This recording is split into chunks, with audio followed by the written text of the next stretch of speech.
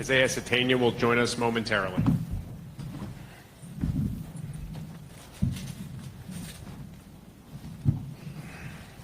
All right, just got done telling the team that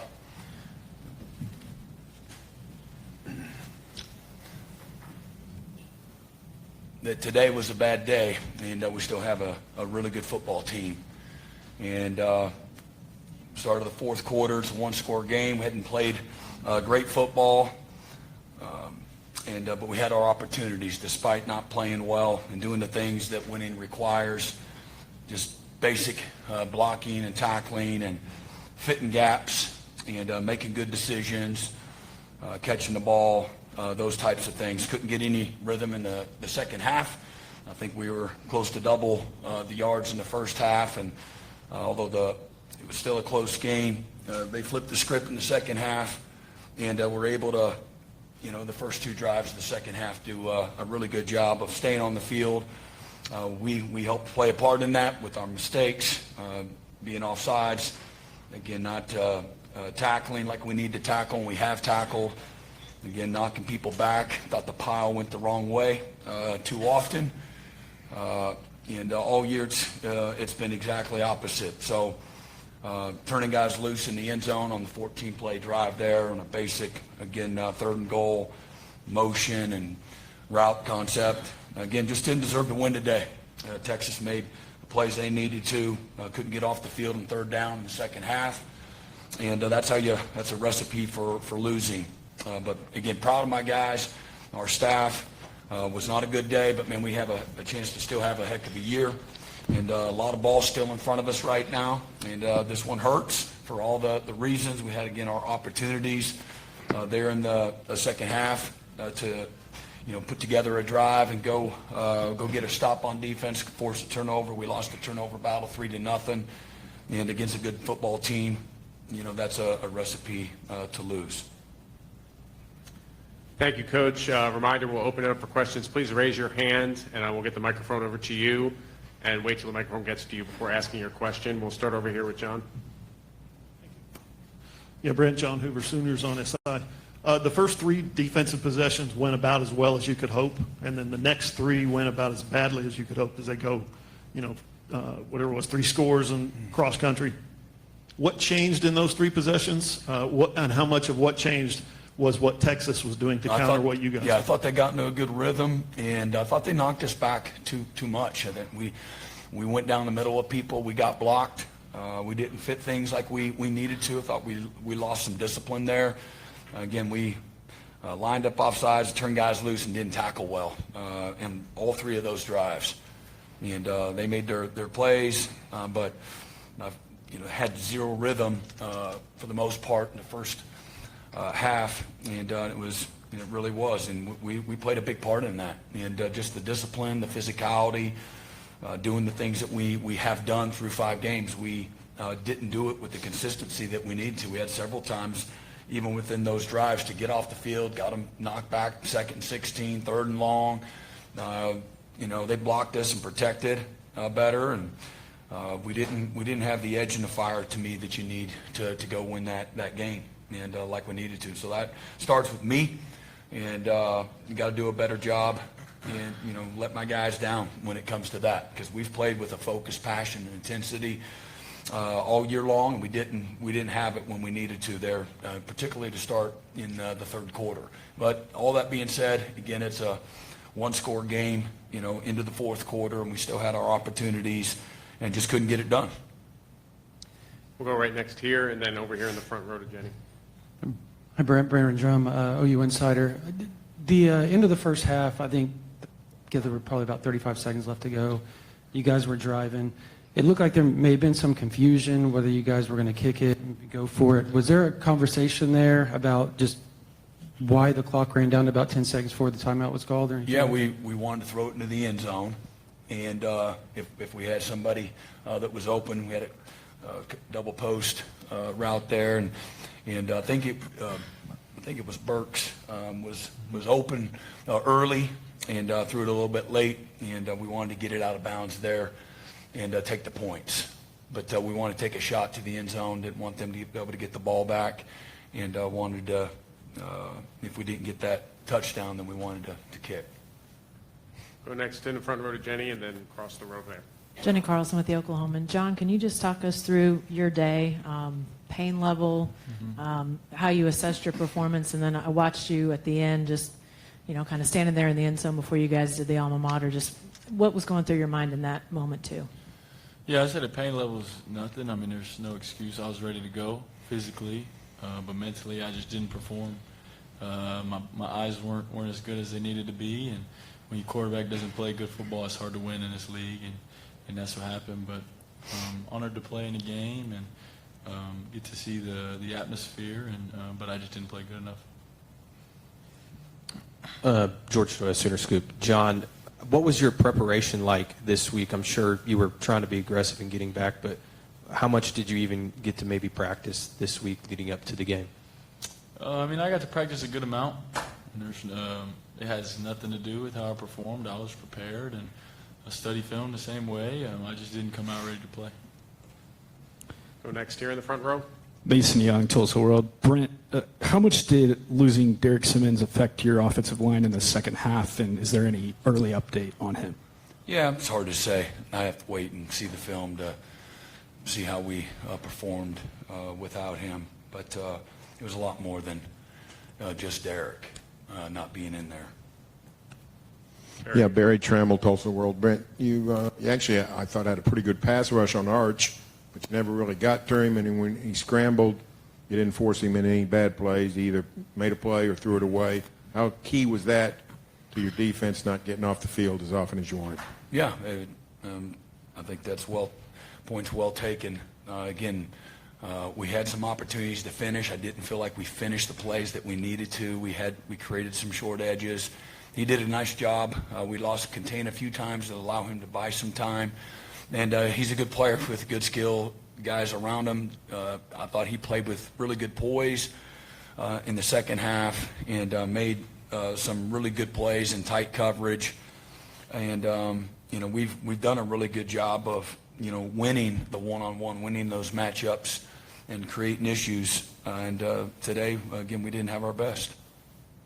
Here in the front again. Colton Sully, the Oklahoman. John, you talked about your pain level today and your performance, but what have the past 17 days been like for you post-surgery, battling back and pushing to play today? Yeah, I've learned a lot, about myself and about this journey over the past 17 days, and everything was leading up to my preparation for this game and getting back for this game. And physically, I did well. I was dedicated to it and disciplined to it, but mentally, or whatever you want to say, I wasn't prepared. That's my fault. We'll go right next to you and then back here on the aisle. Josh McDaniel, OU Daily. John threw, this is for Brent, John threw 38 times and then only 48 rushing yards on the day. How is the team looking to grow in the run game?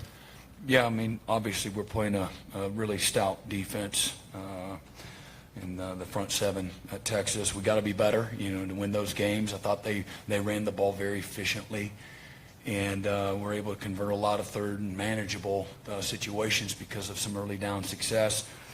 We weren't able to do that consistently, and but at the end of the day, we need to tackle better on defense.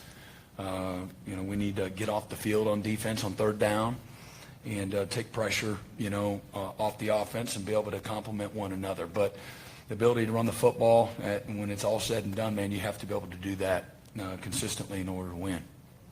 Go back here on the end. Coach Terry Middleton, Horns Illustrated. So what the Texas defense, did they present anything that you weren't aware of or wasn't expecting, and how, what was that factor of them playing at that elite level? I know you said that you guys could have did better, but Texas brought their defense. Yeah, Yes, sir. I thought they played exactly structurally. Everything was exactly what we thought. Coverage-wise, front, stunts, things of that nature, their pressure package. They were able to execute. Again, I thought offensively we had some good success in the first half. Again, what you would think with two strong defenses. And again, I think, the numbers-wise, whatever they were a reflection of that. And in the second half, again, I felt like us on defense allowed their offense to stay on the field, let our offense not be in the game, and certainly they complemented each other a lot better than we did in the second half. Right here in the Say front. hello, KC Sports Radio. Kobe, how frustrating of a day was it? Because you guys were so close to sacks several times. You guys looked like you were there to stop the run. They'd get 4, and enough to get a first down. How frustrating of a day was it for you? Yeah, I'd say it was extremely frustrating, just for the fact that I felt like we didn't finish a lot of plays. We had guys in position, I would say 95% of the time to make the play. It was in really good position. Like I said, we just got to finish the play. Any other questions for the student athletes? Come around here to the front.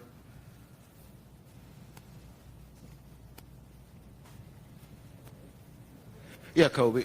I'm sure coaches, they had the ball in the third quarter the first time. They drove it. What changed? Because the first half you guys defensively really kind of controlled them. What changed that first drive and kind of continued in the third quarter? Not getting off the field on third down. I'm pretty sure on that drive right there, they're backed up on their own end of the field. He throws a check down into the boundary. We're in a man coverage call, and we got to make that play. That's what we've done the past other 5 weeks that we've done this, and so when you don't do that, you pay the price. They got I think they got like a 20-yard gain on that, and then they got momentum. Like Coach B said, it's hard to play defense like that when you don't help yourself get off the field. So. Just simply doing the little things like just tackling the dude with the ball. So that's going to be really important when we get to practice this week. It's going to be a good challenge. Look forward to it. George Stoya, Senior Scoop. John, being a leader on this team, just kind of what's your message after an emotional loss like this? That we all know the schedule doesn't get easier. What's the mindset moving forward for this group? I think Coach Venables said it well in the post-game meeting. Just that we got to stay together, can't flinch, and we don't have time to sit around and mope and be upset. And I think it's important to show my response in the work of saying it is one thing, but I'll come ready to go, watch the film tonight, be ready tomorrow, and move on to the next week. Yeah, John, how was the thumb held up with reports that you were bleeding and stuff like that? How was the thumb just literally playing with it? Yeah, it was good. Held a ball, kept it warm, and didn't feel it when I was on the field. Other questions for the players? Okay, we'll dismiss the players. If you're looking for the players, they'll be available here on the balcony outside the media room. Any other questions for the head coach? Yeah, Thanks, Brent. guys. Same kind of question I asked John. We all know schedules doesn't get easier, Yeah. and this can always be an emotional game, one way or the other, momentum or affliction point for the season. What is, I guess, the message moving forward as this group tries to rebound from a game like this? Yeah, again, we just remind them that we still got a heck of a team. Going in, we had a heck of a team, and had been done a good job of improving as the season has gone on, and through all the different challenges of a season. And again, through defeat, you learn a lot about yourself. You'll get better from it. And again, I believe in these guys. I hurt for them. I know how much they hurt and how much they invested into this moment. But when you got to be able to carry that weight, the weight that goes with it. When you get into the locker room that comes with it, you got to take the bad with the good. And some of these toughest moments and these challenges, if we are who I know and believe we are, and these guys will respond the right way. And you'll learn from some of the mistakes that we made today. And again, got to learn it through a loss, which is tough. But these guys are they're very invested. I know how they'll respond, man. We got incredible, strong leadership in the locker room, and got a good group of leaders and our coaches. And this is a team that still believes, and this is a team that is still together. And without question, I know these are guys that are, ready to respond. We'll go here on this side, and then in the second and third row after Brent, that. I'm glad you addressed that. My question was on leadership as well. You've been here a couple of times before, coming off of the loss in this game. How big is that now? You've talked about the leadership on this particular team. How big is that now moving forward, second half of this season? Yeah, well, again, it's everything. And it's a mark of a true competitor. Again, how I think you really find out about people when things aren't going well. And I got incredible faith and belief and confidence in every one of those guys. I know who they are. And again, it just stinks that, again, it's through a loss that you got to, really find all those things out. But I know, like I said, I know who these guys are, and they'll respond the right way. Last question for Coach. Hey, Coach. Shahan Jarrah, CBS Sports. I'm curious, when the timeline was first put out on John, I mean, it was a month potentially. He's back here 17 days later. One, I mean, when did you kind of recognize that it could happen that quick? And two, what does it say about John that he was able to put in the work to get back so quickly? Yeah, no, he epitomizes the guts and the toughness.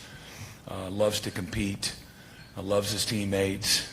Again, a week ago playing Kent State, he wanted to put the pads on. He didn't want to be in shorts and, a hat and sunglasses and jewelry and everything else. He wanted to be with his teammates in pregame and every other part of game day. And, he's incredible. And, but he, again, went through all the protocols and all those kinds of things. Everybody's body heals and responds different in their ability to, there's a pain piece to it, and then there's the ability to grip the ball and be able to do the fundamental things that you got to do to throw and the football and hand it off and all those types of things. And so no surprise whatsoever, who John is. And but doctors cleared him, officially on Thursday. So. Thank you, Coach.